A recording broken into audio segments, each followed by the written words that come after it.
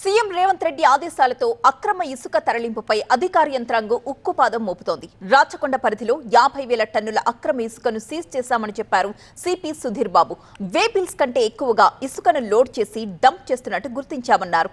అక్రమంగా ఇసుకను తరలిస్తే కఠిన చర్యలుంటాయని వార్నింగ్ ఇచ్చారు. మరింత సమాచారం మా కరెస్పాండెంట్ రంజిత్ అందిస్తారు.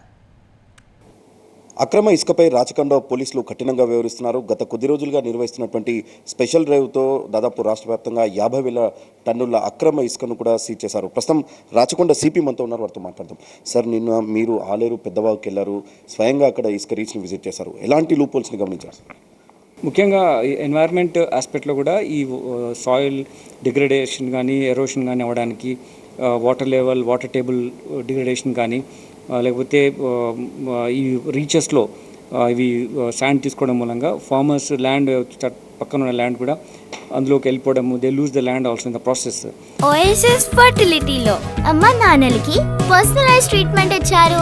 In the good hands of science. Mummy daddy అవ్వాలంటే ఓఎస్ఎస్ కి కాల్ చేయండి. అంతేకాకుండా ఈ ఇల్లీగల్ ట్రాన్స్పోర్టేషన్ చేయడం మూలంగా గవర్నమెంట్ చేసిన డెవలప్మెంట్ ప్రోగ్రామ్ కూడా లీగల్గా సపోర్ట్ లైన్ తగ్గిపోతుంది. ఫర్ ఎగ్జాంపుల్, ఇందిరమ్మ ఇల్లు కట్టడానికి గవర్నమెంట్ చాలా ఫోకస్గా శాండ్ సప్లై చేయాలని ఉంది ఒక డెవలప్మెంట్ ఆస్పెక్ట్స్లో వాటిలో.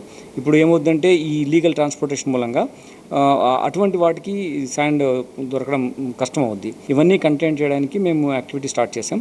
ఇందులో మనకు పీడీపీ యాక్ట్లో కూడా సెక్షన్ 3 ప్రకారం ఉంటుంది. దాని తర్వాత బిఎన్ఎస్ యాక్ట్లో 303 సెక్షన్ ప్రకారం కూడా మనం పీనల్ సెక్షన్స్ ఉన్నాయి. సార్, జిల్లాలో చూసుకుంటే ఇసుక చాలా తక్కువ ధరకు లభిస్తుంది. అదే హైదరాబాద్ వచ్చే వరకంటే వీళ్ళు దాన్ని అడ్వాంటేజ్గా తీసుకుని దాదాపు 3-4 ఇంతలకు ఇక్కడ విక్రయిస్తున్నారు. సో ఈ ట్రాన్స్పోర్టేషన్ సిస్టమ్ ఎలా ఉంటుంది? వాళ్ళు జిల్లాల నుండి ఇక్కడికి తీసుకొచ్చేటప్పుడు ఎన్ని చెక్ పోస్టులు ఉంటాయి? వాళ్ళు అక్కడ ఎలా మేనేజ్ చేస్తున్నారు? So basically this middle man benefits తీసుకోవడం మూలంగా అల్టిమేట్లీ జెన్యూన్ యూజర్కి సరైన విధంగా దొరకట్లేదు. అది కంటైన్ చేయడానికి కోసమే లీగల్ వేలో వచ్చిన ఇసుకని ప్రజలకు అందుబాటులో పెడితే తక్కువ రేట్లో ఉంటుంది. కాబట్టి మీరు చాలా అంటే ఎవ్రీ డిస్ట్రిక్ట్స్ నుంచి పాస్ అవుతుంటుంది. చాలా జిల్లాలు దాటి మనము హైదరాబాద్కు వాళ్ళు వస్తుంటారు.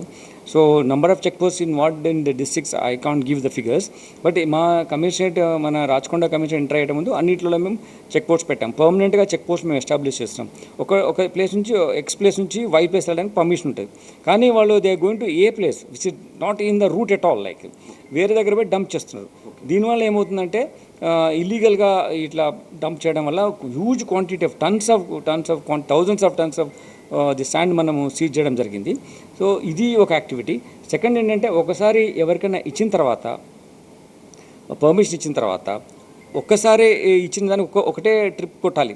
కానీ వాళ్ళు చాలాసార్లు ట్రిప్ వేయడం మూలంగా ఈ ప్రభుత్వ యొక్క ఆస్తి ఇది, పీడీపీ యాక్ట్లో గవర్నమెంట్ ప్రాపర్టీ ఇది. ఈ ప్రాపర్టీని దొంగతనం చేసినట్టు చట్టం కూడా చాలా సీరియస్ నేరం దీని మీద విధించే విధంగా ప్రొవిజన్స్ కూడా ఉన్నాయి. సో ఇది మనము ప్రజలకు బెటర్ వేలో వాళ్ళకు అందాలి.